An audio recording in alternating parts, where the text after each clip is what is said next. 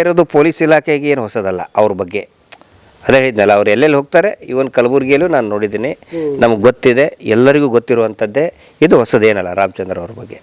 ಸ್ನೇಹಿತರು ನಮಸ್ಕಾರ, ನಾನು ನಿಮ್ಮ ರಾಕೇಶ್ ಆರುಂಡಿ. ನಿಮ್ಗೆಲ್ರಿಗೂ ಕೂಡ ಗೊತ್ತಿರೋ ಹಾಗೆ DGP ರಾಮಚಂದ್ರ ರಾವ್ ಅವರ ರಾಸಲೀಲೆ ಅನೇಕ ಚರ್ಚೆಗಳು ಕೂಡ ನಡೀತಾ ಇದೆ. ಪೊಲೀಸರಲ್ಲಿ ಅನೇಕರು, ಕೆಲವೊಬ್ಬರು ಭ್ರಷ್ಟರಿದ್ದಾರೆ, ಈ ರೀತಿಯಾಗಿ ದೌರ್ಜನ್ಯಗಳಲ್ಲೂ ಕೂಡ ತೊಡಗಿಸ್ಕೊಳ್ಳೋರಿದ್ದಾರೆ. ಈ ಭ್ರಷ್ಟಾಚಾರದ ಸಿಸ್ಟಮಿಂದ ಹೊರಗೆ ಬರೋದಿದೆಯಲ್ಲ ಭಾಳಷ್ಟು ಕಷ್ಟ. ಇವತ್ತು ನಾನು ಗಿರೀಶ್ ಮಟ್ಟಣ್ಣನವ್ರನ್ನ ಮಾತನಾಡಿಸ್ಲಿಕ್ಕೆ ಕಾರಣ ಇದೆ. ಯಾಕೆಂದರೆ ಇದೇ DGP ರಾಮಚಂದ್ರ ರಾವ್ ಅವ್ರಿಗೂ ಮತ್ತು ಗಿರೀಶ್ ಮಟ್ಟಣ್ಣ ಅವ್ರಿಗೂ ಬಹಳ ಅವಿನಾಭಾವ ಸಂಬಂಧ. ಅದು ಬೇರೆ ರೀತಿಯಾಗಿ ಯಾಕೆ ಅನ್ನೋದನ್ನು ಅವರೇ ವಿವರಿಸ್ತಾರೆ. ಅವರು ಈ ಪೊಲೀಸ್ ವ್ಯವಸ್ಥೆಯಿಂದ ಹೊರಗೆ ಬರಲಿಕ್ಕೂ ಕೂಡ ಅವರು ನೇರವಾದಂಥ ಕಾರಣ ಅನ್ನೋದನ್ನು ಕೂಡ ಅವರು ಒಪ್ಕೊಳ್ತಾರೆ. ಅನೇಕ ವಿಷಯಗಳನ್ನು ಚರ್ಚೆ ಮಾಡೋದಿದೆ. ಸರ್ ರಾಮಚಂದ್ರ ರಾವ್ ತಕ್ಕಂಥ ರಾಸಲೀಲೆಯನ್ನು ಆಡಿರ್ತಕ್ಕಂಥ ವಿಡಿಯೋ ನೀವು ಕೂಡ ನೋಡಿದ್ದೀರಿ, ಗಮನಿಸ್ತಾ ಇದ್ದೀರಿ. ಈ ಥರದ ಒಂದು ಪ್ರಕರಣಗಳಲ್ಲಿ ಜೊತೆಗೆ ಈ ವ್ಯಕ್ತಿಯ ಬಗ್ಗೆ ಈ ಹಿಂದೆಯೂ ಕೂಡ ಈ ವ್ಯಕ್ತಿ ಹಾಗೆ ಇದ್ರ ಅನ್ನೋದನ್ನು ಏನು ಹೇಳ್ತೀರಾ ಸರ್? ಹೆಸರಿಗೆ ತದ್ವಿರುದ್ಧವಾಗಿ ಅವರಿರೋದು, ಹೆಸರಿಗೆ ತದ್ವಿರುದ್ಧವಾಗಿರೋದು. ಅವರು ಎಲ್ಲೆಲ್ಲಿ ಹೋಗ್ತಾರೆ ಈ ಥರ ಒಂದು ಹೆಜ್ಜೆ ಗುರುತುಗಳನ್ನು ಮೂಡಿಸೇ ಬಂದಿದ್ದಾರೆ. ಎಲ್ಲೆಲ್ಲಿ ಹೋಗಿದ್ದಾರೆ ಅಲ್ಲೆಲ್ಲಿ ಬೀಜ ಬಿತ್ತೇ ಬಂದಿದ್ದಾರೆ ಇವರು. ನನಗೆ ಹುದ್ದೆ ಬಗ್ಗೆ ಗೌರವ ಇದೆ, ಅವರ ಹುದ್ದೆ ಬಗ್ಗೆ.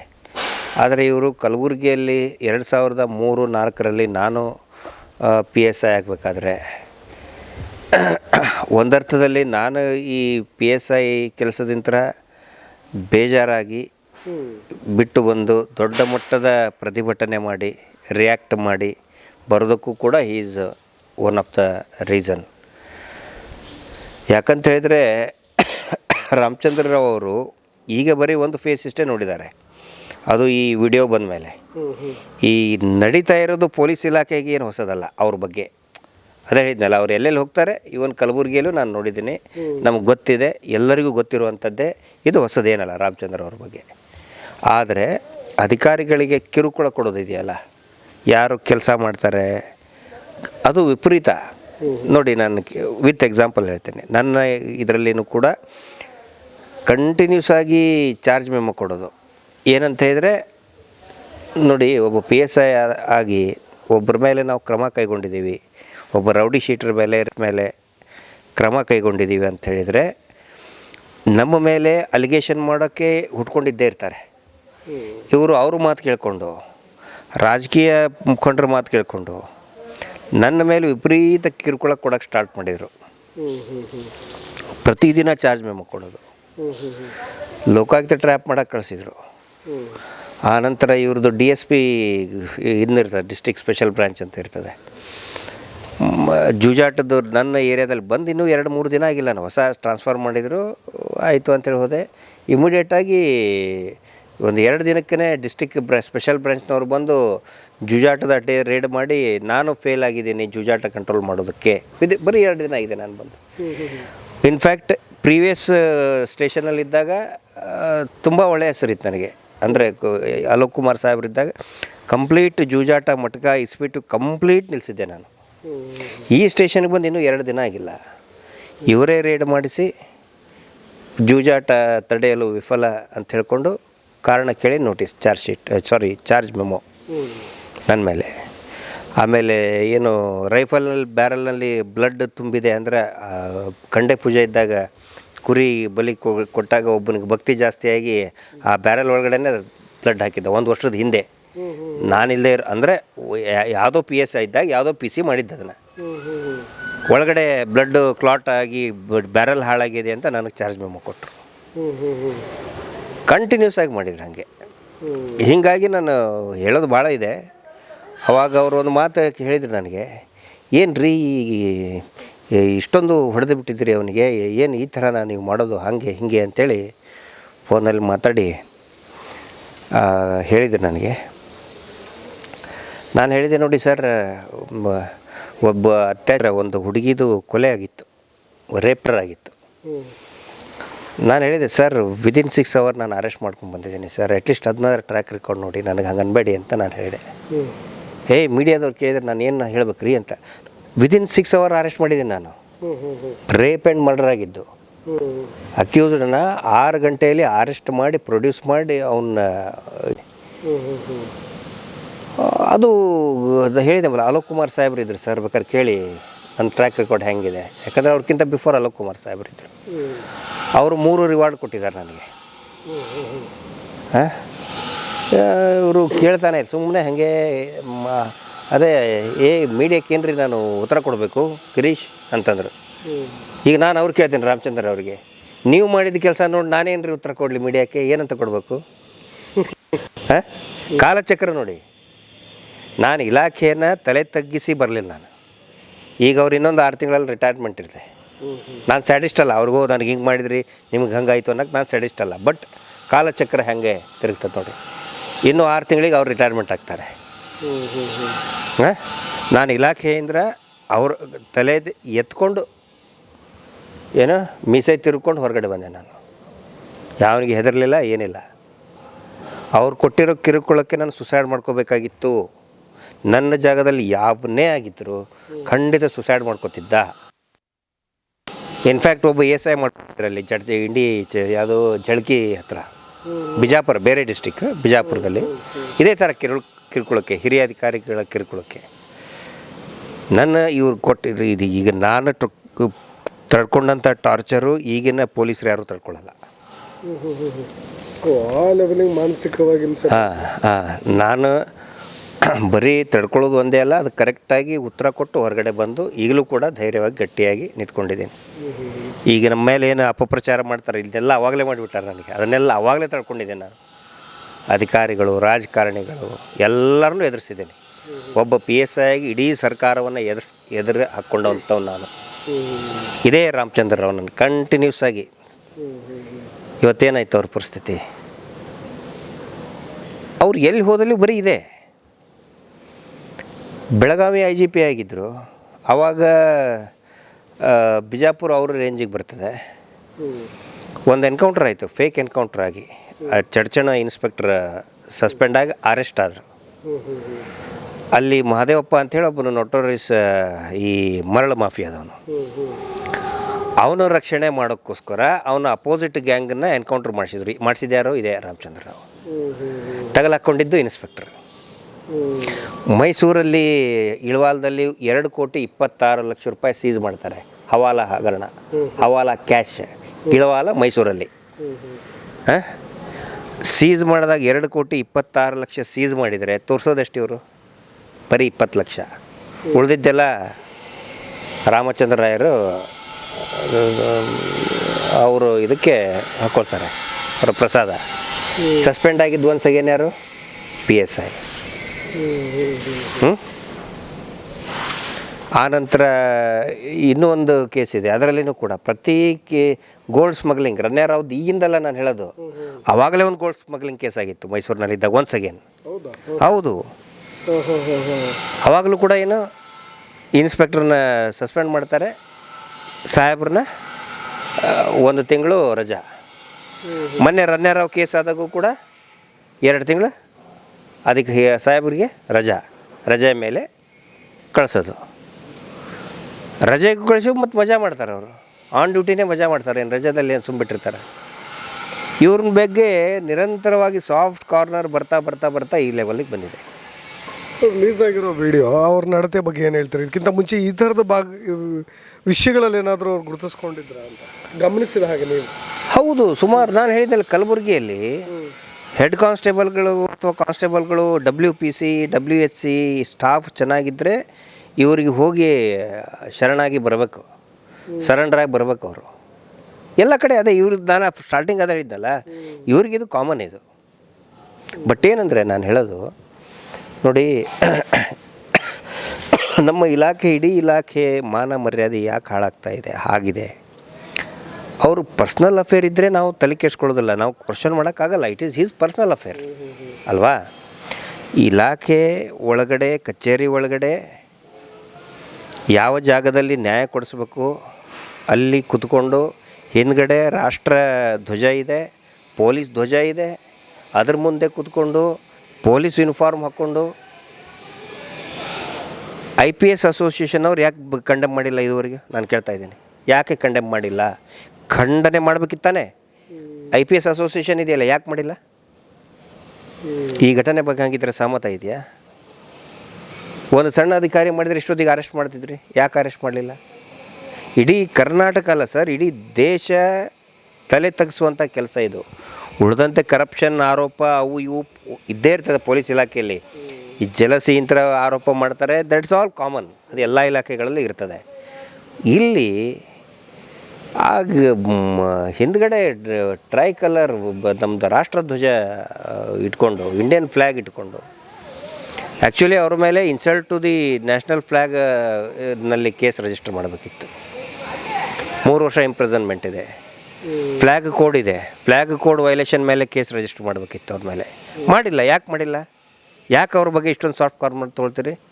ನಮ್ಮಂಥ ಅಧಿಕಾರಿಗಳು ಒಂದು ಸಣ್ಣ ಇದನ್ನು ಮಾಡಿದರೆ ಏನು ಭಯಂಕರವಾಗಿ ಆ್ಯಕ್ಷನ್ ತೊಗೊಳ್ತಾರೆ. ಕಿರಿಯ ಅಧಿಕಾರಿಗಳು ಏನಾದರೂ ಸಣ್ಣ ತಪ್ಪು ಮಾಡಿದರೆ ಅವರು ದೊಡ್ಡ ದೊಡ್ಡ ಆ್ಯಕ್ಷನ್ ತೊಗೊಳ್ತಾರೆ. ಇವ್ರ ಮೇಲೆ ಯಾಕೆ ಆಗ್ತಾಯಿಲ್ಲ? ನಾನು ಒಂದು ಸ್ಯಾಡಿಸ್ಟಾಗಿ ನಾನು ಈ ಮಾತು ಹೇಳ್ತಾ ಇಲ್ಲ, ನನಗೆ ಹಿಂಗೆ ಮಾಡಿದರು ಅವ್ರಿಗೆ ಹಂಗಾಯಿತು ಅಂತ. ನಾನು ಹೇಳೋದು, ನನಗೆ ಬಂದಂತಹ ಕಿರುಕುಳಗಳ ಇವತ್ತು ಅನೇಕ ಕಿರಿಯ ಅಧಿಕಾರಿಗಳು ಇವತ್ತು ಫೇಸ್ ಮಾಡ್ತಾ ಇದ್ದಾರೆ. PSI ಇರ್ಬೋದು, ಕಾನ್ಸ್ಟೇಬಲ್ ಇರ್ಬೋದು, ಇನ್ಸ್ಪೆಕ್ಟರ್ ಇರ್ಬೋದು. ಅವ್ರಿಗೊಂದು ಕೌನ್ಸಿಲಿಂಗ್ ಮಾಡುವಂಥ ಇದನ್ನು ಮಾಡಿ.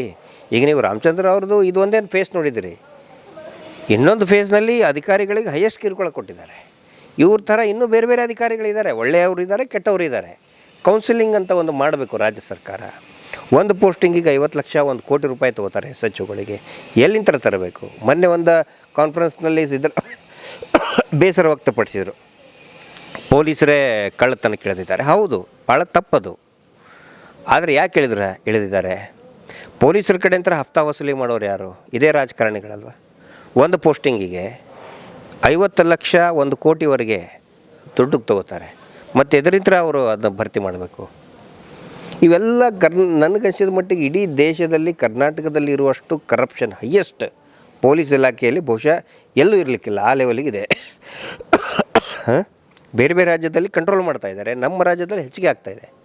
ಸೊ ಇದ್ರ ಬಗ್ಗೆ ಎಲ್ಲ ಗಮನದಲ್ಲಿ ಇಟ್ಕೋಬೇಕು.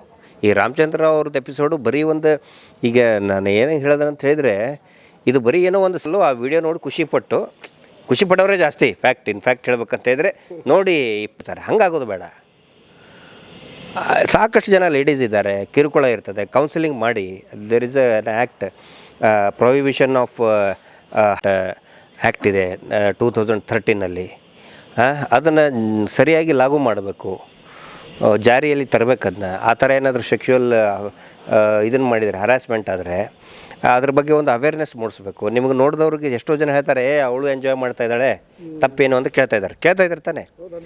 ಬಟ್ ನೋಡಿ, ಆ ವರ್ಕಿಂಗ್ ಪ್ಲೇಸಲ್ಲಿ ಈ ರೀತಿ ಆದರೆ ಅದನ್ನು ಹರಾಸ್ಮೆಂಟ್ ಅಂತಲೇ ತಿಳ್ಕೊಬೇಕಾಗತ್ತೆ. ನೋಡಿ, ಯಾವಾಗ ಒಬ್ಬ ಸೀನಿಯರ್ ಪೊಲೀಸ್ ಆಫೀಸರ್ ಆ ಮಹಿಳೆ ಜೊತೆಗೆ ಈ ಥರ ವರ್ತನೆ ಮಾಡಬೇಕಾದ್ರೆ ಅವ್ರು ಹಾಗೆ ಕಾನೂನು ಏನು ಹೇಳುತ್ತೆ ಅದನ್ನು ಹರಾಸ್ಮೆಂಟ್ ಅಂತಲೇ ತಿಳ್ಕೊಬೇಕದನ್ನ. ಎಂಜಾಯ್ಮೆಂಟ್ ಅಂತ ತಿಳ್ಕೊಳಕ್ಕೆ ಹೋಗಬಾರ್ದು. ಅದ್ರ ಬಗ್ಗೆ ಅವೇರ್ನೆಸ್ ಮೂಡಿಸ್ಬೇಕು, ಮೀಡಿಯಾಗಳ ಅವೇರ್ನೆಸ್ ಮೂಡಿಸ್ಬೇಕು ವರ್ಕಿಂಗ್ ಪ್ಲೇಸ್ನಲ್ಲಿ ಇದನ್ನಾಗೋದು. ಸೊ ಇದು ಅದಕ್ಕೆ ನಾನು ಹೇಳೋದೇನೆಂದರೆ, ಇದನ್ನೇ ಒಂದು ವಿಡಿಯೋ ನೋಡಿಕೊಂಡು ವೈರಲ್ ಆಯಿತು ನೋಡ್ಕೊಂಡು ಖುಷಿ ಪಡೋದಲ್ಲ. ಸುಮಾರು ಜನ ಎಂಪ್ಲಾಯೀಸ್ಗಳಿಗೆ ಈ ಥರ ಆಗ್ತಾಯಿದೆ, ಎಸ್ಪೆಷಲಿ ಪೊಲೀಸ್ ಇಲಾಖೆಯಲ್ಲಿ.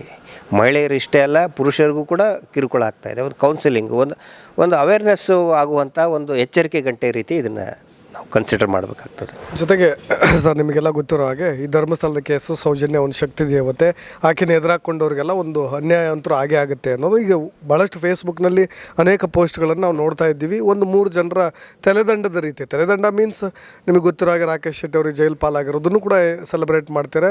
ಅದು ಸೌಜನ್ಯ ಹೋರಾಟಗಾರರು. ಶೋಭಾ ಮಳವಳ್ಳಿ ಅವರು ಚಾನಲಿಂದ ಹೊರಗೆ ಬಂದಿದ್ದು, ಜಯಪ್ರಕಾಶ್ ಶೆಟ್ಟಿ ಅವ್ರನ್ನ ಕಳಿಸಿದ್ದು, ಇವನ್ನೆಲ್ಲ ನೀವು ಒಂದು ಬಣ ಅಂದರೆ ಈ ಸೌಜನ್ಯ ಹೋರಾಟಗಾರರು ಪರ್ಟಿಕ್ಯುಲರ್ ಸೆಲೆಬ್ರೇಟ್ ಮಾಡ್ತಾ ಇದ್ದೀರಾ. ಅದಕ್ಕೆ ಸೌಜನ್ಯ ಕಾರಣ ಅಂತ ಸಮರ್ಥಿಸ್ಕೊಳ್ತಾರೆ? ಅಲ್ಲ, ನಾವು ಸೆಲೆಬ್ರೇಟ್ ಮಾಡೋದಲ್ಲ, ಸೆಲೆಬ್ರೇಟ್ ಮಾಡೋಕ್ಕೆ ನಾವು ಸ್ಯಾಡಿಸ್ಟ್ ಅಲ್ಲ. ಸೆಲೆಬ್ರೇಟ್ ಅಂತ ಹೇಳಿದರೆ ಇಲ್ಲಿ ಏನಂತ ಹೇಳಿದರೆ ನೋಡಿ, ಒಂದು ರೀತಿಯಿಂದ ಅದು ರಾಕೇಶ್ ಶೆಟ್ಟಿಗೆ ಜೈಲು ಪಾಲಾಗಿಲ್ಲ, ಜೈಲು ಶಿಕ್ಷೆ ಆಗಿದೆ. ಇನ್ನು ಮೇಲೆ ಅರೆಸ್ಟ್ ಮಾಡಬೇಕು, ಅವನ್ನ ಮಾಡ್ತಾರೆ. ಇದು ಒಂದೇ ಕೇಸಲ್ಲ, ಇನ್ನು ಸುಮಾರು ಕೇಸ್ ಇದೆ. ಶೋಭಾ ಮಳವಳ್ಳಿ ಅವ್ರದ್ದು ನೋಡಿ ನೀವು, ಅವರು ರಿಪಬ್ಲಿಕ್ ಕನ್ನಡದಲ್ಲಿ ಜಯಪ್ರಕಾಶ್ ಶೆಟ್ಟಿ ಅವ್ರ ನಂತರ ನೇಮಕ ಮಾಡಿದ್ದಕ್ಕೆ ನಾನು ಖುಷಿ ಇತ್ತು. ಯಾಕಂದರೆ ನಮ್ಮ ಸ್ನೇಹಿತರು ಮಾಧ್ಯಮದವ್ರು ಹೇಳ್ತಾಯಿದ್ರು, ಅವರು ಒಳ್ಳೆ ಇದರಿಂದ ಬಂದಂಥವ್ರು, ಪ್ರೊಫೆಷನ್ನಿಂದ ಬಂದವರು, ಒಳ್ಳೆ ಕೆಲಸ ಮಾಡ್ತಾರೆ ಅಂತ ಒಂದು ಗೌರವ ಇತ್ತು. ಬಟ್ ಅವರು ಮಾಡಿದ್ದು ಈ ಜಯಪ್ರಕಾಶ್ ಶೆಟ್ಟಿ ಅವ್ರಿಗಿಂತನೂ ಅಧ್ವಾನ ಮಾಡಿದ್ರು. ಒಂದು ಟಿ ವಿ ಚಾನಲ್ ಎಷ್ಟು ಕೆಟ್ಟದಾಗಿ ಇರಬಾರ್ದು ಆ ರೀತಿ ಇದ್ದು ತೋರಿಸಿದ್ರು ಅವರು. ಆ ಸುಜಾತ ಭಟ್ಟಿಗೆ ಏನೇನೋ ಹೇಳಿ ಹೆದರಿಸಿ ಬೆದರಿಸಿ ಕುಂದ್ರಿಸಿ ನಮ್ಮ ಅಗೇನ್ಸ್ಟ್ ಮಾತಾಡ್ಸಕ್ಕೆ, ನಮ್ಮ ಅಗೇನ್ಸ್ಟ್ ಅಂತ ಹೇಳಿದ್ರೆ ಹೋರಾಟದ ಅಗೇನ್ಸ್ಟ್, ನಮ್ಮ ಅಗೇನ್ಸ್ಟ್ ಅಂದರೆ ಐ ಡೋಂಟ್ ಬೋದರ್. ಚಿನ್ನಯ್ಯನ ಹೆಂಡತಿಗೆ ಕರೆಸಿದ್ರು, ಹೇಳ್ತಾರೆ ಗ್ಲಿಸರಿನ್ ಕೊಟ್ಟು ಕುಂದಿರ್ಸ್ತಾರೆ, ಅವ್ರು ಗ್ಲಿಸರಿನ್ ಹಾಕಿ ಅಳು ಅಂಥೇಳಿ. ವಾಸ್ತವ ಇನ್ನೂ ಭಾಳಷ್ಟಿದೆ. ಚಿಕ್ಕ ಕೆಂಪಮ್ಮನ ಹಿಂದ್ಗಡೆ ಉಲ್ಟಾ ಹೊಡೆಯೋಕ್ಕೆ ಗಂಟು ಬಿದ್ದರು. ಇವು ಕಣ್ಣಿಗೆ ಕಾಣಲ್ವ ಇವ್ಯಾವು? ಆಮೇಲೆ ಅವರು ಶೋಭಾ ಮಳವಳ್ಳಿ ಅವರು ಇದರಲ್ಲಿ ಪೋಸ್ಟರ್ ಬರ್ಕೊಂಡಿದ್ದಾರೆ, ನಾನು ಇದನ್ನೆಲ್ಲ ಟಿ ಆರ್ ಪಿಗೋಸ್ಕರ ಮಾಡಿದ್ದು. ಅಂದರೆ ನಿಮ್ಮ ಟಿ ಆರ್ ಪಿಗೋಸ್ಕರ ಒಂದು ನ್ಯಾಯದ ಇದನ್ನು ಬಾಯನ್ನು ಮುಚ್ಚಕ್ಕೆ ನೋಡ್ತೀರಾ ನೀವು. ಅಂದರೆ ಯೂಟ್ಯೂಬು ಎಲ್ಲರೂ ಹಿಂಗೆ ಹೇಳ್ತಾ ಇದ್ದಾರೆ, ನಾವು ಉಲ್ಟಾ ತೋರಿಸೋಣ ಅವಾಗ ಟಿ ಆರ್ ಪಿ ಜಾಸ್ತಿ ಬರ್ತದೆ. ಅವರೇ ಕೊಂಡಿದ್ದಾರೆ, ಬರೆದಿದ್ದಾರೆ, ಅವರು ವಾಲಲ್ಲಿ ಬರ್ಕೊಂಡಿದ್ದಾರೆ ಶೋಭಾ ಮಳವಳ್ಳಿಯವರು, ಇದೆಲ್ಲ ನಾನು ಟಿ ಆರ್ ಪಿಗೋಸ್ಕರ ಮಾಡಿದ್ದು. ಹಾಂ, ಇವರು ಟಿ ಆರ್ ಪಿ ಬರಬೇಕು, ಇವ್ರಿಗೆ ದುಡ್ಡು ಬರಬೇಕು ಅಂತ ಹೇಳ್ಕೊಂಡು ನೀವು ಒಂದು ಇಷ್ಟು ದೊಡ್ಡ ಇಷ್ಟೊಂದು ಹೆಣ್ಮಕ್ಳ ಒಂದು ನ್ಯಾಯದ ಹೋರಾಟದ್ದನ್ನು ನೀವು ಟಿ ಆರ್ ಪಿಗೋಸ್ಕರ ನೀವು ಚೇಂಜ್ ಮಾಡಿಬಿಡ್ತೀರಾ. ಇನ್ನೂ ಹೊರಗಡೆ ಬರ್ತದೆ ಅವ್ರದ್ದು. ರಾಕೇಶ್ ಶೆಟ್ಟಿದು ಜನಕ್ಕೆ ಯಾಕಿರ್ಸಿ ಹೋಗಿತಾರೆ ಅವ್ರಿಗೆ. ಮುಂಚೆ ಅಟ್ಲೀಸ್ಟ್ ಸ್ವಲ್ಪ ಏನೋ ಒಂದಿತ್ತು. ಯಾವಾಗ ಅವನು ಟಿ ವಿ ಚಾನಲ್ ಸೌಜನ್ಯ ಹೋರಾಟಗಾರರ ಬಗ್ಗೆ, ಹೋರಾಟದ ಬಗ್ಗೆ, ಕೆಟ್ಟದಾಗಿ ಸೌಜನ್ಯ ತಾಯಿ ಬಗ್ಗೆ ಅವನದು ಏನು ಎಲ್ಲ ಬಂಡವಾಳನೂ ಕಳಿಸಿ ಬಂತು. ಇಲ್ಲಿ ಸೌಜನ್ಯ ಶಕ್ತಿ ಇರೋದು ಖಂಡಿತ ನಿಜ. ಸೌಜನ್ಯ ಶಕ್ತಿ ಇರೋದ್ರಿಂದನೇ ಇವ್ರದ್ದು ಯಾರ್ದು ಆಟ ನಡೀತಾ ಇಲ್ಲ. ಇಲ್ಲತ್ತಂದರೆ ಅವ್ರ ಪ್ರಭಾವದ ಮುಂದೆ ನಾವು ಯಾರು ಹೇಳಿ? ಹಾಂ, ಸುಮ್ಮನೆ ಶೆಡ್ಡೆ ಅಂತಾರೆ. ಈಗ ನೋಡಿ, ನಿನ್ನೆ ರಾಮಚಂದ್ರ ರಾವ್ ಅವ್ರದ್ದು ಸ್ಟೇಟ್ಮೆಂಟ್ ನೋಡಿ, ಏನು ಹೇಳಿದರು ಡಿಫೆಂಡ್ ಮಾಡೋದಕ್ಕೆ? ಇಲ್ಲ, ಇದು AI ಕ್ರಿಯೇಟೆಡು, ನನ್ನ ವಿರುದ್ಧ ದೊಡ್ಡ ಷಡ್ಯಂತ್ರ ನಡೆದಿದೆ. ಅಂದರೆ ಯಾರು ಹಗರಣವನ್ನು ಹೊರಗಡೆ ಹಾಕಿದ್ದಾರೆ ಅದೇ ಒಂದು ಷಡ್ಯಂತ್ರ. ಅದಕ್ಕೆ ಬುನಾದಿ ಕೊಟ್ಟು ಹಾಕಿದವ್ರು ಯಾರು? ಧರ್ಮಸ್ಥಳದವ್ರದೇ ತಾನೇ. ದೂರು ಕೊಟ್ಟವ್ರೇ ಷಡ್ಯಂತ್ರ. ಹಾಂ, ಹಗರಣ ಬಯಲಿಗೆ ಹೇಳಿದರೆ ಅದು ಷಡ್ಯಂತ್ರ. ಈಗ ಎಲ್ಲರೂ ಅದನ್ನೇ ಪಾಲ್ಸಕತ್ರಲ್ಲ. ಈಗ ರಾಮಚಂದ್ರ ಅವರು ಅದೇ ಹೇಳಿದ್ರಲ್ಲ, ನನ್ನ ವಿರುದ್ಧ ಷಡ್ಯಂತ್ರ ನಡೆದಿದೆ. ಏನು ಷಡ್ಯಂತ್ರ ನಡೀತು? ನೀವು ಹಿಡ್ಕೊಂಡಿದ್ದು ತಪ್ಕೊಂಡಿದ್ದು ತೋರಿಸಿದ್ರೆ ಷಡ್ಯಂತ್ರನ? ಅಂದ್ರೆ ಅವ್ರು ಹೇಳಿದ್ರೆ ಹಿಂಗೆ ಹಿಡ್ಕೊ ತಪ್ಕೊ ಕಿಸ್ಕೊಡು ಅಂಥೇಳಿ. ಹಾಂ, ಏನಿದೆ ಅಂದರೆ ಅದನ್ನು ಫೌಂಡೇಶನ್ ಹಾಕಿದ್ದೆ ಇವರಲ್ಲ. ಷಡ್ಯಂತ್ರ ಅಂದ್ರೆ ನಾವು ಹೇಳಿದ್ವಾ? ನಾವು ಏನಾದರೂ ಚಿನ್ನಯ್ಯನಿಗೆ ಬಾರಪ್ಪ ಹೂತಾಕು ಅಂಥೇಳಿ 30 ವರ್ಷದಿಂದ ನಾನು ಧರ್ಮಸ್ಥಳಕ್ಕೆ ಹೋಗಿ ಬಾರಪ್ಪ ಹೂತಾಕು ಬಾ ಅಂತ ಹೇಳಿದರೆ ಅದು ಷಡ್ಯಂತ್ರ. ಅಂದರೆ ಈಗ ಏನಾಗ್ಬಿಟ್ಟಿದೆ, ನಾವು ಇದನ್ನು ಒಂದು ಸೇವೆ ಅಂತ ಮಾಡ್ತಾಯಿದ್ದೀವಿ ನಾವು. ನಾನು ಅವಾಗಿಂತ ಹೇಳ್ಕೊಂಡು ಬಂದಿದ್ದೀನಿ. ಯಾರ್ಯಾರು ಇದರ ವಿಕ್ಕೆ ಅಡ್ಡಗಾಲು ಹಾಕಕ್ಕೆ ನೋಡಿದ್ದಾರೆ ಇವತ್ತಿನವರೆಗೂ, ಇದು ಒಂದೇ. ನೀವು ಇಷ್ಟೇ 3 ಜನದ ಹೇಳ್ತಾ ಇದ್ದೀರಿ ನೀವು. ನಾನು ಕಡಿಮೆ ಅಂದರೂ ಒಂದು 30 ಜನ ನೋಡಿದ್ದೀನಿ. ಹಿಂದೆ ಯಾವಾಗ ಒಬ್ಬರು ಸ್ವಾಮೀಜಿ ಬಂದಿದ್ದರು, ಜೊತೆಗೆ ಇದ್ಕೊಂಡ್ರು, ಆಮೇಲೆ ದುಡ್ಡು ಏನೋ ಮಾಡೋಕ್ಕೆ ಹೋದರು, ಹೋಯ್ತವ್ರು ಅಲ್ಲಿಂದಲೇ.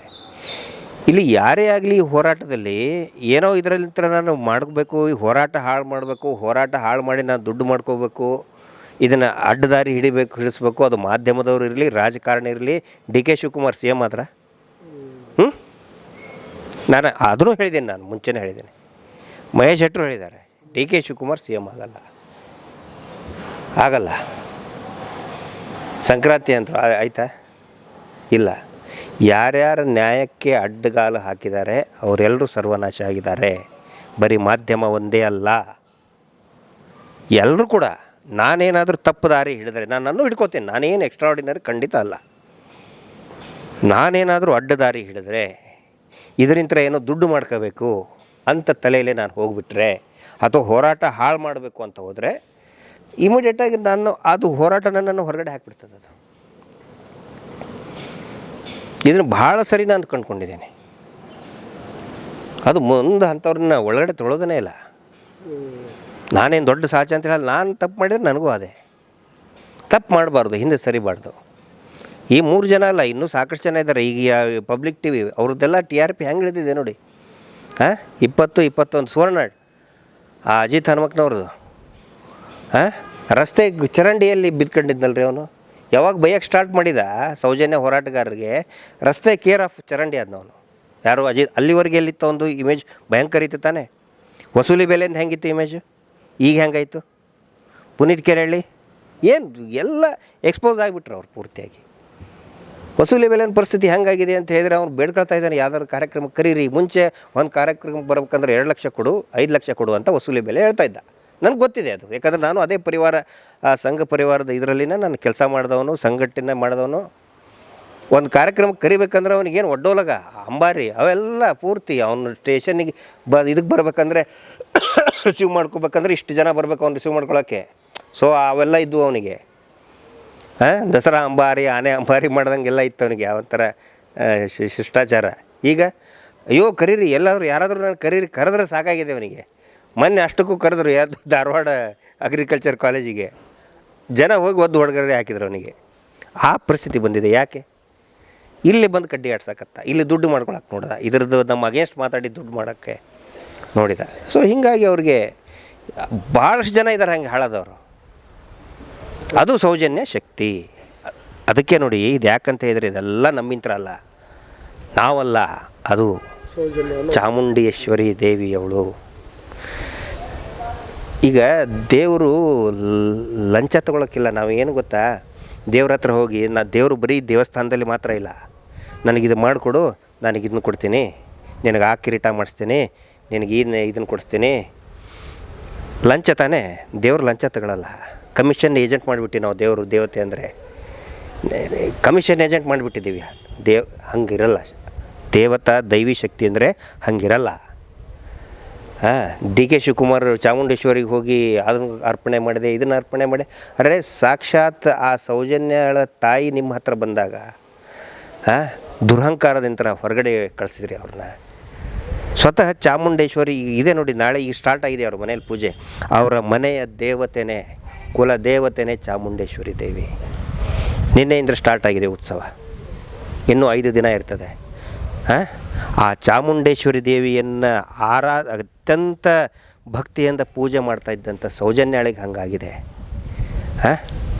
ನಿಜವಾಗಲೂ ದೇವಿ ದೈವದ ಸೇವೆ ಅಂದರೆ ಅದು ಸರ್. ಇದಲ್ಲ ನಾನು ಹೋಗಿ ನೀನು ನನ್ನ ಕೆಲಸ ಮಾಡಿಸ್ಕೊಡು, ನನಗೊಂದು ಸೈಟ್ ಬರಲಿ, ನನಗೆ ಮಕ್ಕಳಾಗಲಿ, ನಿನಗೆ ಇದನ್ನು ಕೊಡ್ತೀನಿ, ಅವೆಲ್ಲ ಲಂಚ ಅವು ಅಲ್ಲ ದೇವರಿಗೆ. ದೇವರು ಲಂಚಕೋರ ಅಲ್ಲ, ದೇವ್ರ ಕಮಿಷನ್ ಏಜೆಂಟ್ ಅಲ್ಲ. ಯಾರು ನಿಜವಾಗಿ ಭಕ್ತಿಯಿಂದ ಸೇವೆ ಮಾಡ್ತಾರೆ ಅವ್ರಿಗೆ ಒಳ್ಳೆಯದು. ಸೌಜನ್ಯ ಹೋರಾಟ ಗೆದ್ದೇ ಗೆಲ್ತೀವಿ.